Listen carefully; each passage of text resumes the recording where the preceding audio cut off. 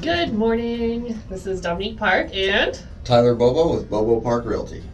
thanks for joining us today. We were wanting to discuss a topic of interest in today's politics. Politics and Real the estate. real estate mortgage industry, which is something I know not everybody is super excited about. I actually am really excited about mortgages because I invest in mortgages, and so do you. I like mortgages. Through owner finances. Yeah, I like mortgages. Yeah, we've got mortgages. We collect them. Sometimes we're paying on them. Sometimes we're getting paid on them. But in the news recently, first Trump came out with this idea. He started floating about a 50-year mortgage. Mm-hmm.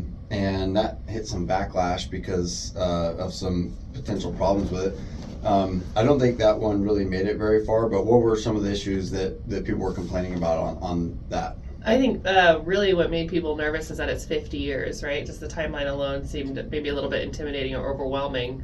But the benefit on that, to the flip side, is that if it's amortized over a long period of time, the payments are more reasonable, more affordable for folks. That's what I liked about it when I first heard about it. Yeah, and so just to be clear, the private mortgage, like when I do owner finance notes, I can do whatever length of time I want. I can do a 40 or 50-year mortgage. Usually doesn't make sense though. The way you calculate the payment on a mortgage is that so much of it is interest, and a lot of people don't know this, so I'll be brief in it. But if you're paying 5% on like a $300,000 loan, that's $15,000 in interest that you would pay in the first year. It's actually slightly less because it readjusts every month that you pay. But every time you make a payment, you're paying your interest rate 5%, if that, in this example, of the entire principal balance divided by 12 months if you're on a monthly payment. And so that's why the interest to principal of your payment changes over the years, is because your principal goes down slightly. So people think that if you went from like a 25-year mortgage to a 50-year mortgage, it might cut your payment in half. That is not true. It makes a very, very small amount, very small difference on the monthly. So you end up paying, if it were to go full term, which it doesn't, hundreds of thousands of dollars more on that. But On the 50-year mortgage. Yeah. Yeah. So the other thing too with that though is that you don't have to let it go full term. You can always refinance. So something that's said a lot in our industry is marry the house, not the rate. Or in this case, maybe even the length of the terms. Because if it got you into a house, great, and you could always look into refinancing in the future if it wasn't favorable for you, 3 to 5 years down the road. Yeah, and so the backlash on that was that it's 50 years. If you buy your first home at 35, you're gonna be 85 when you pay it off, and that's not the reality. Most 30-year mortgages, like the average payoff on a 30-year mortgage, I think is like 7 or 8 years, because people will either refinance when they get a better deal, or refinance to pull money out, or they'll pay it off or sell their home and buy another one, or end up paying it off just as as you progress through life. A lot of times you make more money, you might inherit money, you might just get a better job, as most people do. And so a 30-year mortgage is very, very rarely go 30 years, and a 50-year mortgage would pretty much never go 50 years. The idea was, if you make it from 30 to 50, you'd probably save, and I'm just, it depends on the interest rate and everything, but it'd probably save you like 10% off your mortgage. So if your mortgage was going to be $2,500, it might be like $2,250. Like, it makes it a little bit more affordable, but it's not what people think. But nonetheless, there's a lot of backlash. There is, and I think really what they're trying to do is just, again, make those payments more affordable so people can get into homes rather than being tenants or homeless. Yeah, there's endless data on how the number one wealth building step for people is buying their first home. And we've seen it. We've been in the industry for over a decade each, and it's insane. You got these people who can barely scrape by and buy their first place. 5 years later, they're leveraging that into something bigger, or fourplex, and it's just, you cannot get ahead without buying a home. And that was the idea. Trump and other politicians were just like, hey, let's make it a little bit easier. Other problems, if you make it a little bit easier, more buyers enter the buyer pool, and that can drive the price up too. So would have it actually done any help? Hard to say. Yeah. Now let's talk about some of the other maybe unfavorable reasons why people wouldn't want this as far as investors.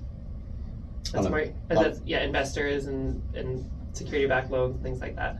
So the investor might not want to have to wait that long for it, but really most of them, they understand that they're not waiting that long. And for me, when I hold a mortgage note, and that's a complicated whole other story, but I generally don't care if it's 30 years or 40 years or 50 years. Not that I've ever done a 40 or 50 year, but I don't care, when people are buying something smaller, I'm happy to amortize it all the way out to 30 years if it makes it affordable to them, because as long as my money is invested, all of my principal is bearing that interest that I want. And just my investment strategy, if I find another deal, I don't need that money back. I'd probably go get another investor, buy that other deal. But I don't know, what did you read about what investors didn't like about it? I don't know, that's why I'm asking you. Okay. Because it's more your area of expertise. I don't think that the investors care as much as the people who were giving it the backlash wasn't the investors, because the investor could say, I don't like that, I'm not going to do that. Yeah. It's open for you guys to do. By the way, it is open for other investors to do. Investors can do 50-year mortgages right now, no problem. But it doesn't fit the cookie cutter mold of the common loan programs. A VA loan program, which is an awesome program for so many of our veterans and active duty folks out there, that is not available in more than 30 years. Neither is the FHA government loan or the rural development RD loan. Those aren't available. Conventional loans are not common, but there are loans that go out that far. They're just really rare, and they're not really for first-time home buyers. Sometimes they're more for investors. But there's nothing making it illegal to do 50-year loans. I think what they were talking about, I could be wrong, but I think they were talking about the government loans that are so many people's first opportunity. The FHA loan is around here, something that I use a lot for my clients, and I'm not the loan officer. It's just that's how they get into a home, usually on their first homes, because it's a low down payment, easy to qualify loan. So makes sense. But anyways, I got a lot of backlash, so that's probably not going to happen, but we'll see. We'll see where it goes. And if you guys have any comments or feedback for us, please feel free to reach out or comment below in the comments section, and we'd be happy to get back to you just with what we know and our experiences and whatnot in the real estate industry. Yeah. All the time, if you have any real estate questions, reach out. The other thing that they've kind of moved their focus onto, since the 50-year mortgage wasn't received well, is a portable mortgage. Now, this sounds like it's probably going to be received better. This sounds like a great idea on the surface, and there are some pretty cool benefits to it for the market as a whole, and especially for particular buyers and sellers. But there are also some pretty crazy drawbacks on it. Do you want to explain? Sure, yeah. So portable mortgage, the way that I understand it, would be if you have an existing loan on a home, you would be able to transfer that to another home. So that way you're not stuck in your particular situation where, okay, my house is affordable, now I can't buy a new house because interest rates are high and the cost of houses are more expensive than when I bought in 2020 during COVID, or when the interest rates were really low. So part of the challenges that might come with that is that if you're buying a more expensive house, then you'd probably have to take a second mortgage on the difference. And then also, who's going to benefit from that and who's going to miss out on it. Some of the, conversations where people who don't have a mortgage aren't going to be able to utilize this program. Now, I know you had different thoughts on that. Did you say that might not be true? Well, I'm not sure. They would have to go forward with it to see what challenges actually arise. But there's a lot of things going through my head immediately. But just to recap on what you said with the portable mortgage and why it makes sense to so many of us in the real estate profession, or at least at face value it does.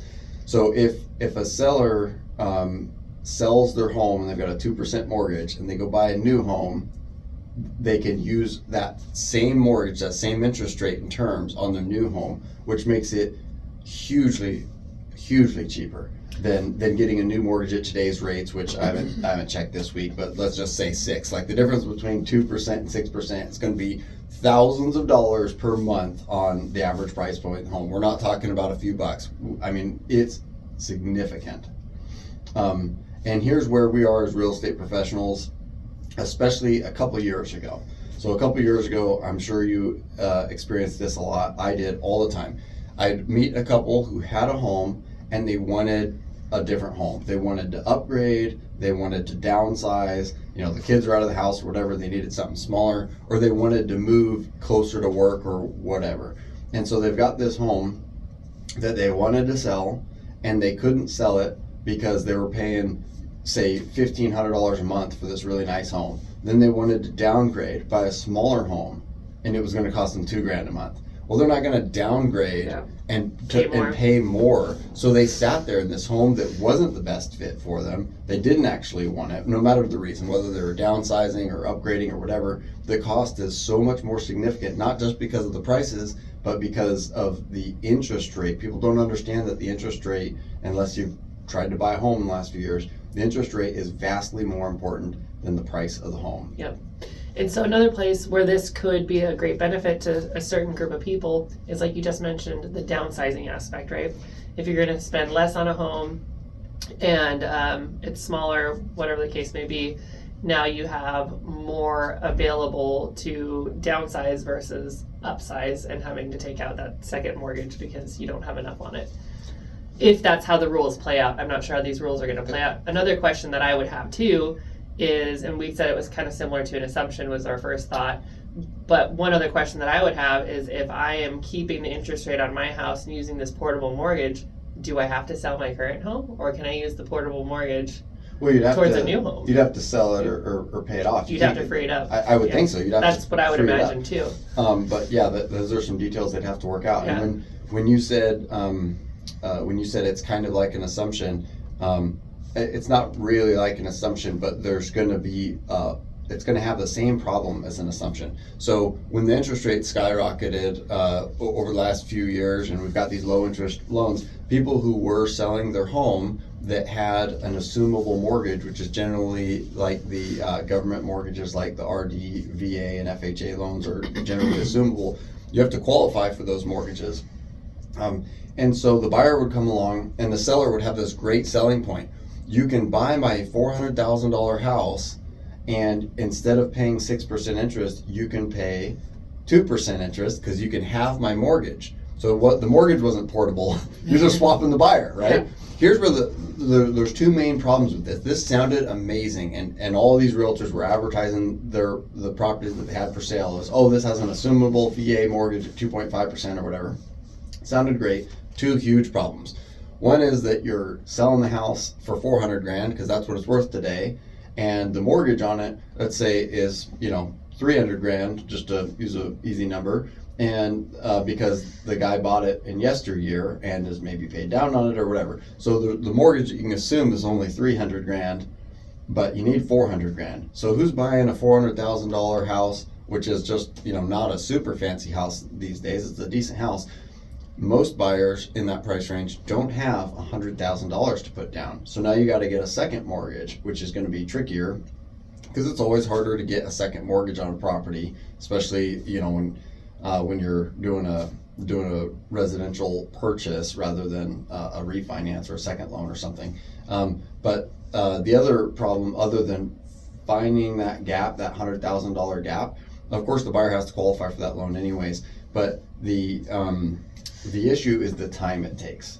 Absolutely. So the lender... Have you done one before, Tyler? Painfully. But okay. I'll tell you, we've started a lot more than we've finished. Okay. Because, and then at a certain point, we're like, this isn't necessarily a good option. Because the seller is selling because they need to sell their home. And if they put it on the market, and the market's been good the last several years, usually we can get an offer in a week or two and be closed, depending on how things go, kind of in 1 or 2 months from putting it on the market. A lot of times we just, we put it on the market, we get the house sold. Well, an assumption can take an undetermined amount of time. It might add an extra couple weeks, and it might add 6 months. So I will give a quick example of the one assumption that I did. It was the only one I ever did, and it went through successfully. But this was kind of your perfect scenario where it was a buyer and a seller. They knew each other. They were both military. The home was close to base.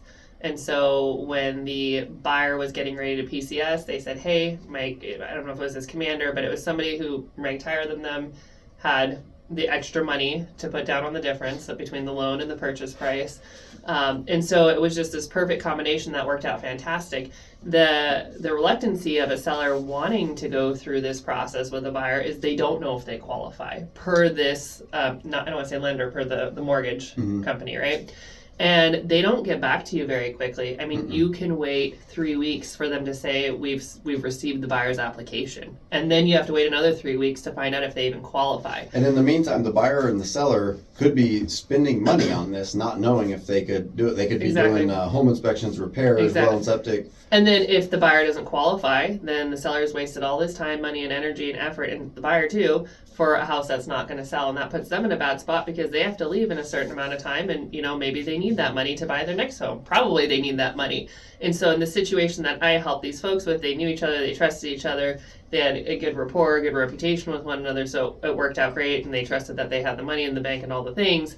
And I think we did get proof of funds on that one just to show that, they actually had the gap between the price that they needed. But that was a trust thing because they had a relationship with one another. In an average situation where you're putting a house on a market and you know nothing about one another, it's typically not a great option. Oh, and I can give you the worst case scenario of that. And some of this can be avoided by making sure your buyer is pre-qualified, but making sure the buyer is pre-qualified with one lender does not mean that they're going to be accepted for this other one. So we did one, and it was very similar, close to base, military neighborhood, VA seller, friends that knew each other, and they weren't as good of friends 6 months later when the deal fell through. It was pretty rough. They spent time, they spent money. The buyer was working, and I think it was, well, I don't need to say the bank name it because it doesn't matter, but here's why the banks drag their feet. The banks drag their feet because they're doing you a favor and they're not getting paid. You want to transfer to you're doing that. They have to do all this work, qualify it, and they're not getting paid for that. So it goes to the bottom of their list. They don't want to do it. They've got this much work and they assign this many employees to do the work. It's probably a pretty thankless job. But it took 6 months before they said that the buyer wasn't qualified and wasn't gonna, and she should have been qualified, but it was just the end of the ropes at that point. So 6 months later, this deal fell through. And it was just a massive waste of time. For me, I didn't get paid, obviously. The buyer was very upset. The seller was very upset. It was just not pretty. So that same problem, I anticipate being a problem for these portable mortgages. If I'm a lender and I've lent you money on a house and now you want to take it there, I have to qualify to make sure that that house qualifies, because that's why we have the appraisal, make sure it's worth what you're paying for it, or at least what I'm investing into it. And then I have to requalify you because it might have been 5 years. I need to make sure you still have a job, have reasonable money in the bank. So I'm wondering, maybe are they going to tack some origination fees on there just to even start the process? And who's going to pay for that? Is it the investor? Is it the buyer? They might, but with an assumption, they usually have an assumption fee. But it's just kind of to cover their costs. They're not making a profit, so they don't care. And I think it'll be like that, because remember, this isn't the mortgage industry saying we need this. This is Trump and other people in the real estate industry saying this would be a good idea, and it would be a good idea if they can work out all the kinks. So we need to find a way to motivate the banks to do their job. Yeah, we'll see. We'll see if it happens, but even then, there's going to be some logistical problems. You sell your house and you're trying to buy this other one, so you've got a buyer for your house. It has to be contingent. Now we've got nothing but contingent offers on everything. Exactly, which in our world is not favorable. It creates a domino effect. Yeah, if we get too many contingencies, one house falls apart. Yeah, and everything goes down. Like if the purchase of this house is contingent on the sale of this house, because they have to sell this one to buy this one, type of thing. And now this one is writing an offer contingent on the sale of this house. Now we've got 3 houses involved. Right, and so if one deal falls through, 3 fall through. Mm-hmm. And so a lot of these offers are going to be contingent on the mortgage being portable, which is going to potentially take months to figure out. So there's some issues there. But what it would solve, which is naturally solving itself very, very slowly, but what it would solve is those folks who didn't want to downsize or didn't want to upgrade because they've got that mortgage, now they can move. And in our industry, the last several years, we've had a lot of people who want to move but aren't moving. Even though they can afford it, sometimes they can't actually afford it, but even if they can afford it, they don't want to lose $1,000 a month for a lateral move or even a downsize. Yeah. And so now we're gonna, if this were to happen, what might happen, or the intent, that we would have more market mobility, more homes on the market. We've been short on homes on the market, and the more the market moves, the better it is for the economy. And people are getting paid, people are getting the homes that they need closer to their job, their work, they're driving less far, they're living happier lives, they're in the homes that they want. So market mobility is considered a plus, but will it create that, or will these other things drag it down? And we'd probably expect to see more listings. Wouldn't you agree with that? We would, but would it last if they can't get these portable mortgages moved? And I'm just playing devil's advocate. I think that this is a pretty reasonable idea, and we'll see if it plays out. Just as a mortgage person, I'm thinking, and I'm a mortgage person because I invest in a few mortgages, not like I'm a lender or a bank or anything. But I'm just looking at the potential downsides of this, because they're not going to be able to force the lenders to do this. Like my private mortgages that I hold, I hold a mortgage, say I hold a mortgage at 6% interest on an owner finance transaction that I sold on owner finance, and now they're making me the payments. They want to go buy another house. I'm not going to let them, or I'm not going to be forced to. I might, if it sounds like a good deal to me, but your typical mom and pop that sells their home on owner finance, and now the guy wants to move to Florida, and now your security isn't the house you sold in Wasilla, Alaska next door. Now your security is something in Florida, in a state you've never been in, thousands of miles away. That's uncomfortable. They're not going to be able to require it, because the logistics of moving a mortgage, which I've done before, by the way, mortgages are portable if everybody agrees. So I've moved my mortgages and changed collateral before. This isn't a new concept, but making it kind of across the board for like maybe FHA or VA loans or something is really interesting. But I don't think it's going to be as smooth as they think, but I think it'd be neat if they tried it. I mean, I'm willing to give it a go. We'll see. What are your thoughts? Please let us know. Yeah. Anyway, thanks for joining us. This was just unscripted. This was just our conversation this morning about like, hey, this is pretty interesting. We should talk about these things. But anyways, obviously, if you want to buy or sell a house or mortgage note or anything. Yeah, or if you're looking to get married, let me know. Wedding venue. Real estate, or not real estate plug, sorry, wedding venue plug for Solstice Creek Ranch. Yeah. So anyways, feel free to reach out to us for all of your needs. Thanks for listening. We're going to try and get our videos on more regular step now that hunting season's over and we're back in the office more. So awesome. Thank you guys. Enjoy your day. Happy rest of your day. holidays. Bye-bye.